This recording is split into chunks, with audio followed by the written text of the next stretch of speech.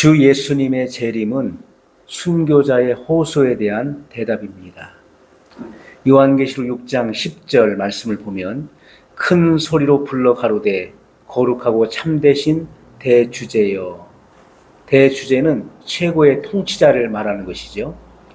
땅에 거하는 자들을 심판하여 우리 피를 신원하여 주지 아니하시기를 어느 때까지 하시려나이까 하니. 자, 이 말씀은 많은 순교자들이 주님의 공의의 심판을 고대하고 있다는 것입니다. 마태복음 23장 35절 말씀을 보면 그러므로 의인 아벨의 피로부터 성전과 제단 사이에서 너희가 죽인 바가랴의 아들 사가랴의 피까지 땅 위에서 흘린 의로운 피가 다 너희에게 돌아가리라. 우리가 여러 시대를 통해서 각 시대와 그 세대 가운데서 많은 순교자들이 나왔습니다. 그들은 하나님의 말씀과 그들이 가지고 있는 증거로 인하여서 무참하게 죽임을 당한 영혼들입니다. 히브리서 11장 35절로 38절 말씀을 보면 여자들은 자기의 죽은 자를 부활로 받기도 하며 또 어떤 이들은 더 좋은 부활을 얻고자 하여 악형을 받되 구차히 면하지 아니하였으며 더 좋은 부활을 얻고자 하여 악형을 받되 구차히 면하지 아니하였다. 이렇게 말씀하고 있죠. 자, 더 좋은 부활은 첫째 부활을 말하는 것이고 생명의 부활, 더 나은 부활을 말씀하고 있는 것입니다. 이렇게 그 부활을 소망하고 있는 이들이 악형을 받되 구차히 면하려고 하지 않았다. 그들은 더 좋은 부활을 사모했던 것입니다.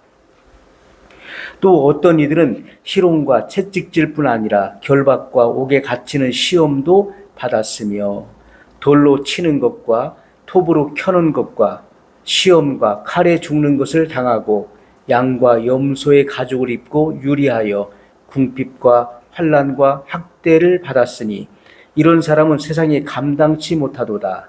저희가 광야와 산중과 암혈과 토굴에 유리하였느니라.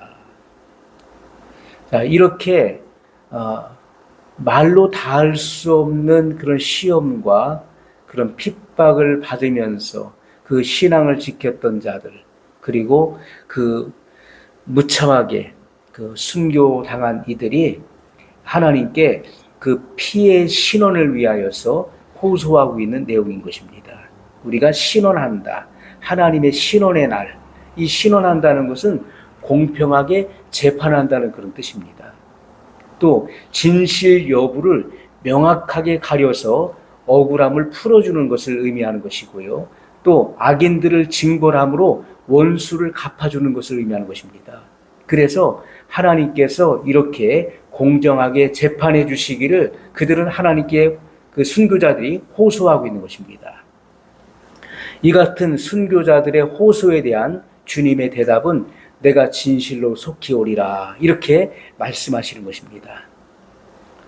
자, 7번째, 예수님의 재림은 멸망의 선고가 되는 것입니다.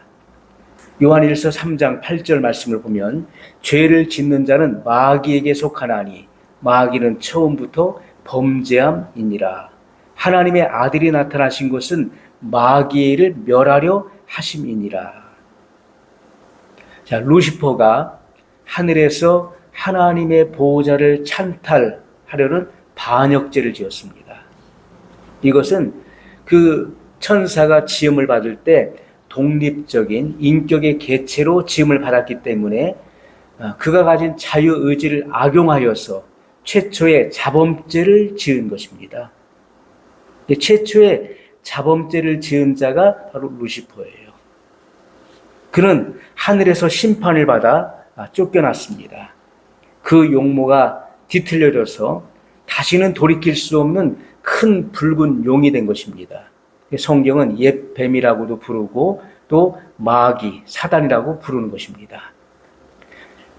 이 마귀는 정해진 그 기간 동안 활동하다가 천년 왕국 후에 땅의 사방 백성, 곡과 마곡이죠. 땅의 사방 백성을 미혹한 후에 불과 유황이 타는 못에 참여하게 되는 것입니다.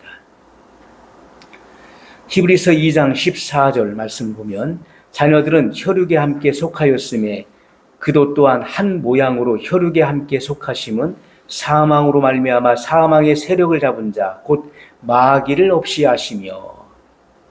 자, 예수님께서는 사람을 구원하시기 위해서 혈육이 있는 사람의 몸을 입고 이 땅에 오신 것입니다. 그것을 우리가 도성인신이다, 또 그 인카네이션, 성육신이다, 이렇게 말하는 것입니다.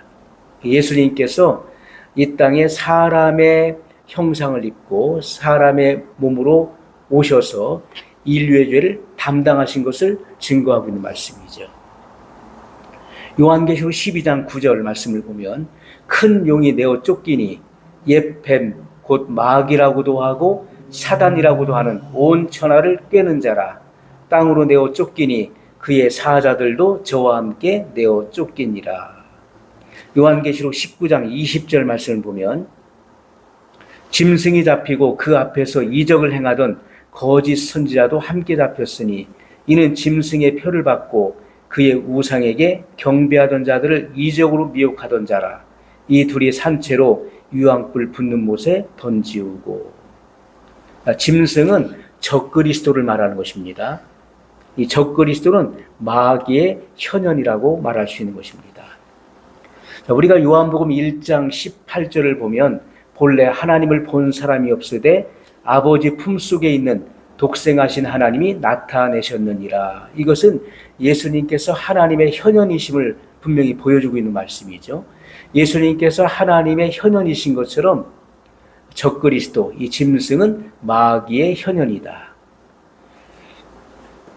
요한계시록 20장 2절로 3절 말씀을 보면 용을 잡으니 곧 옛뱀이요 마귀요 사단이라.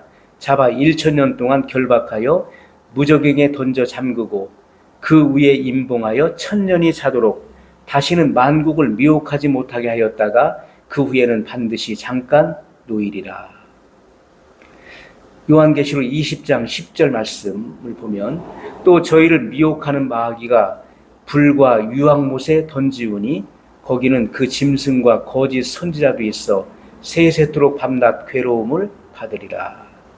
자, 이 같은 모든 말씀은 예수님의 재림을 통해서 마귀가 받을 형벌을 분명히 증거하고 있는 말씀인 것입니다. 마귀는 먼저 첫 번째 천상에서 반역을 꾀함으로 쫓겨난 것입니다. 심판을 받아 쫓겨났다. 그리고 그 루시퍼의 그 반역에 가담했던 하늘의 천사 3분의 1이 함께 내어 쫓긴 것입니다. 자, 이렇게 마귀가 된 이 루시퍼, 이 마귀는 에덴 동산에서 인류의 시조를 타락시켰죠. 그리고 공중의 권세를 잡고 있는 것입니다. 그리고 앞으로 예수님께서 공중 재림하실 때, 공중 재림하시기 전에 공중에서 이 지상으로 쫓겨나게 되죠. 그래서 이 마귀의 세력이 이 지상으로 내려오기 때문에 이 지상은 7년 대환란이 일어나는 것입니다. 결국 그는 예수님께서 지상 재림하실 때 붙잡혀서 무저갱에 던져지게 되죠. 그래서 1000년 동안 나오지 못하게 됩니다.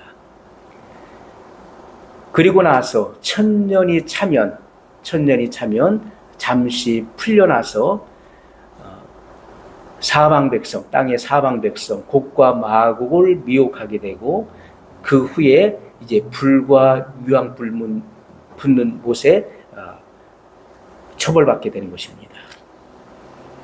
그러므로 마귀는 제 때가 얼마 남지 않은 것을 알기 때문에 최후의 발악을 하게 되는 것입니다. 자, 이에 대한 주님의 선고는 내가 진실로 속히 오리라, 이렇게 말씀하신 것입니다.